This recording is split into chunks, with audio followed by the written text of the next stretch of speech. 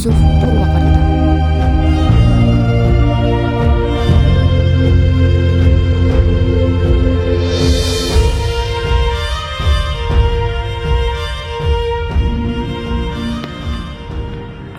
Assalamualaikum Semansa Jen.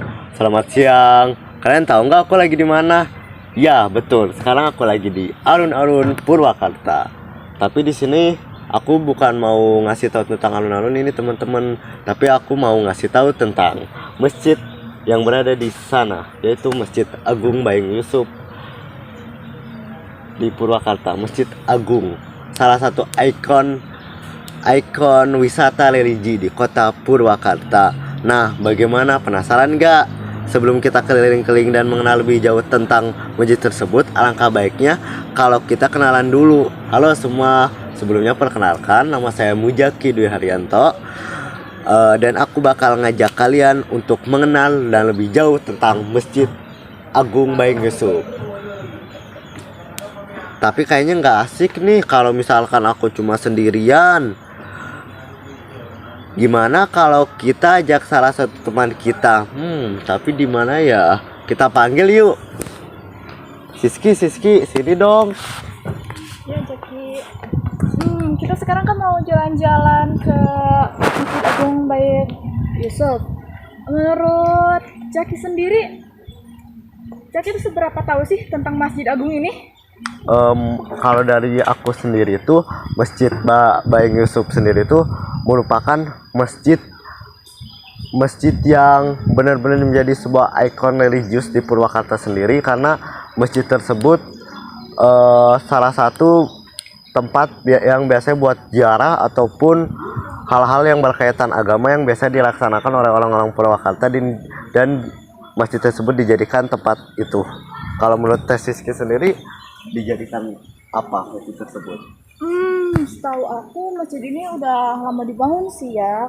Cuman aku masih penasaran nih, gimana sih asal usul sama gimana gitu awal mula masjid ini dibangun? Ya gak? Iya sih. Nah, Gimana? daripada penasaran, mending kita langsung aja ke masjidnya. Ayo teman-teman, kita cus ke masjidnya langsung.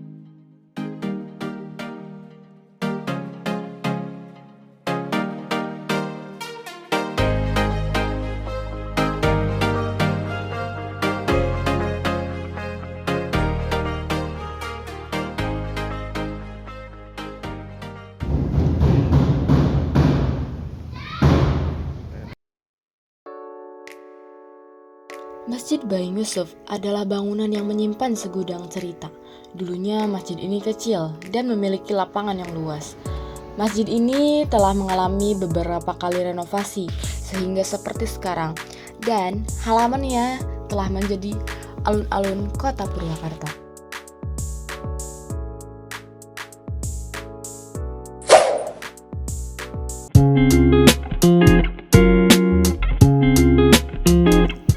Di belakang masjid terdapat makam Syekh Baing Yusuf dan beberapa makam lainnya, yang diantaranya adalah makam keluarga dan juga makam bupati.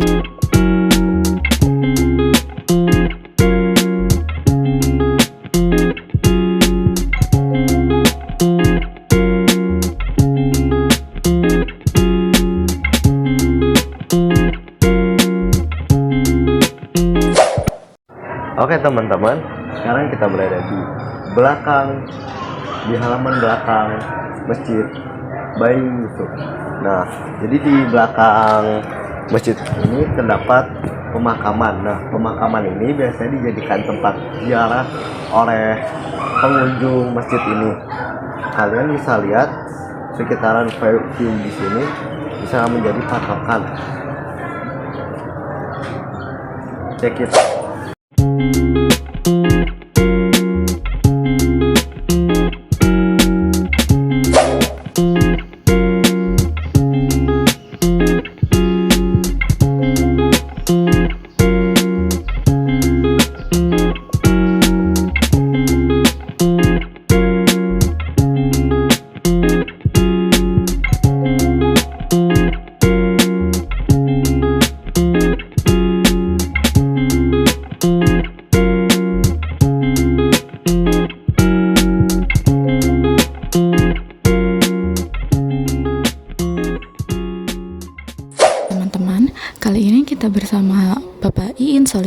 selaku juru makam di Masjid Baing Yusuf Purwakarta. Bapak Iin Solihin ini menceritakan bahwa awal mula berdirinya Masjid Baing Yusuf ini dikarenakan ada seorang syekh yang berasal dari Bogor yang bernama Syekh Baing Yusuf yang lahir pada tahun 1709. Di umur 7 tahun dia sudah hafiz Quran dan lancar berbahasa Arab. Dan saat beranjak dewasa dan remaja dan menjadi dewasa, dia berguru ke Arab, lalu kemudian dia kembali dan menyebarkan Islam di Nusantara. Sebelum terbentuknya Purwakarta, yaitu masih bergabung dengan Karawang. Nah, Syekh Baing Yusuf ini menyebarkan agama Islam di daerah Karawang. Nah, di saat itu banyak polemik yang terjadi di sini. Namun akhirnya ia berhasil mendirikan sebuah masjid yang sekarang menjadi Masjid Baing Yusuf Purwakarta, dan alun-alun yang menjadi tempat taman itu dulunya adalah bagian dari masjid. Nah, masjid ini sendiri telah banyak mengalami renovasi. Masjid Agung Purwakarta mengalami beberapa kali renovasi dari mulai awal pembangunan, yaitu pada tahun 1826 oleh Syekh Yusuf, dan pada 1907 masjid ini mengalami renovasi pertama kalinya. Lalu pada tahun 1926 mengalami renovasi kedua yang menambah bak air dan tempat mandi para marbot. Nah, pada tahun 1955 masjid ini mengalami renovasi ketiga dengan menambah bangunan kantor penghulu yang berada di samping kiri. Pada tahun 1967 Masjid Agung pertama kali diperluas dan menambah sayap kanan, kiri, dan tempat wudhu. Pada tahun 1978 hingga 1979, Masjid Agung Purwakarta mengalami renovasi yang kelima kalinya, yang tidak mengubah bentuk asli arsiteknya, dan pada tahun 1993 hingga 1994, masjid ini mengalami renovasi ke-6 dengan mengubah secara signifikan atas bentuk asli dan arsitek.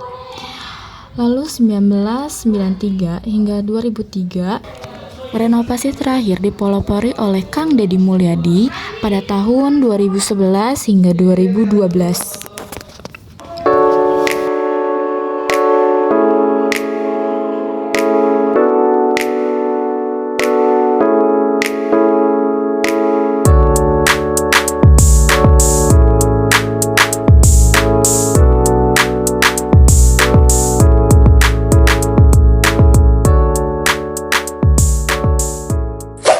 Oke teman-teman, nah jadi kita tuh jadi lebih tahu lebih dalam kan tentang kabupaten kita ini.